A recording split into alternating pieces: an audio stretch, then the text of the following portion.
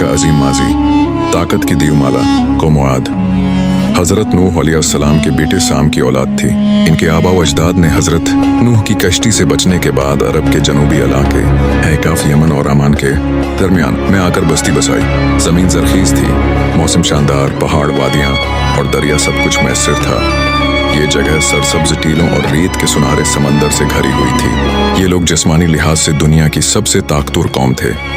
6 गज लंबे कद, चौड़े सीने, फुलादी बाजू और गरजदार आवाजें। उनके हाथों में ऐसी ताकत थी कि वो तनहा पहाड़ तोड़ दें, दरियाओं का रख मोड़ दें। उन्होंने शहर अरम को बसाया, एक ऐसा शहर जिसकी शान आज तक दोबारा दुनिया ने नहीं देखी।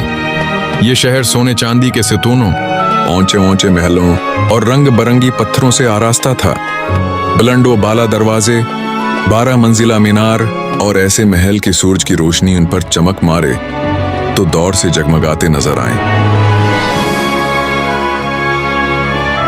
अल्लाह ने कौम आद को बेमिसाल नेमतें दें। सरखीज जमीनें, बड़े बड़े खजूर के बागात, हजारों ऊंटों, बकरियों और घोड़ों के रिवड़, काफिलों का जाल जो अरब, इराक और शाम तक जाता था। कीमती कपड़े, खुशबुएं और तिजारत की दौलत। मगर इनका शक्र अदा करने के बजाय वो गुरूर, तकब्बुर और जुल्म में मुब्तला हो गए। उन्होंने कहा, हमसे ताकतूर कौन है? हम पहाड़ तोड़ सकते हैं, हम आसमानों से बात कर सकते हैं। ये लोग दिन को मेहनत करते, रात को ऐश करते। शराब, रैकस, अरियानियत, दुलम और बर्बरीत उनका शियार बन गई। उन्होंने बत बनाए, सुमूद, हबा और लात, और उनकी पूजा करने लगे। कुर्बानियां उन्हीं के नाम की जातें, जश्न इन्हीं के गर्द मनाया जाता। इनका बादशाह शद्दाद बन आद था, दुनिया का सबसे मगरूर और जालिम हुक्मरान। उसने दावी किया कि मैं खुदा हूँ, मैं मौत भी देता हूँ, जिंदगी भी। उसने जन तर्म बनाने का हुक्म दिया, एक इंसानी हाथों से बनी जन्नत जिसे उसने अल्लाह की जन्नत का मुकाबला करार दिया।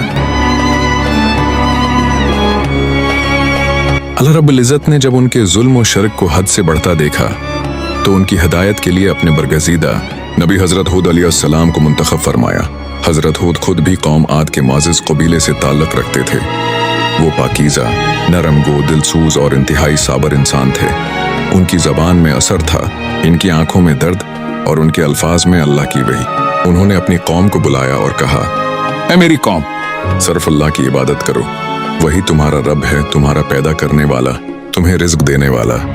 ये बत तुम्हारे किसी काम के नहीं, ये तुम्हें न नफ़ा दे सकते हैं न नुकसान। याद करो वो वक्त जब तुम कुछ न थे, अल्लाह ने तुम्हें ताकत दी, ज़मीन दी, माल दिया, फिर तुम किस मुना से उसके इनकार करते हो?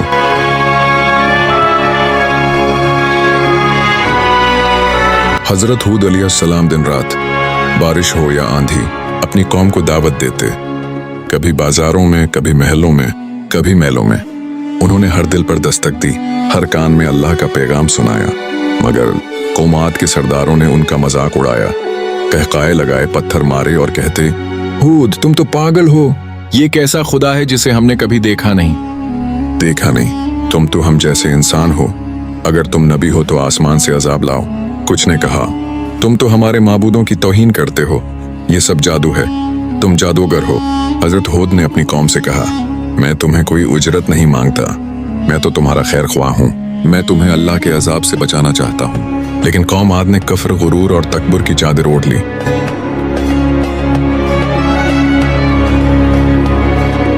अल्लाह ने उन्हें पहली वार्निंग दी, कहट। आसमान बरसना बंद हो गया, जमीन फट गई, दरख्त मरझा गए, जानवर तड़प तड़प कर मरने लगे, खजूरों के बागात सूख गए। लोग परेशान हुए, लेकिन हूद अलैहिस्सलाम ने कहा, अल्लाह से माफी मांगो, वो तुम्हें फिर से सब कुछ देगा। मगर सरदारों ने कहा, ये सब मौसमी चक्र है, हम अपनी तदबीरों से संभाल लेंगे। फिर उन्होंने अपने बतों के लिए मजीद कुर्बानियां दी, मगर न बादशाही न फरियाद सुनी गई। शिदाद इब्न आद ने हजरत हूद अलैहिस्सलाम को धमकी दी, अगर तेरा खुदा वाकई है तो बुला उसे, भेज दे अजाब, हम देखेंगे। हजरत हूद अलैहिस्सलाम ने कहा, ठीक है, अब मैं तुम्हारे लिए कुछ नहीं कर सकता, अल्लाह का फैसला उटल हो चुका। अब तुम इंतजार करो, मैं भी इंतजार कर रहा हूँ।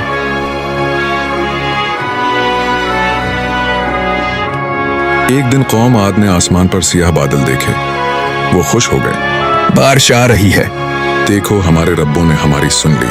मगर हजरत हूद अलैहिस्सलाम ने लर्जती आवाज में कहा, नहीं, ये बारिश नहीं, ये अजाब है जो तुम्हारे सरों पर आ रहा है।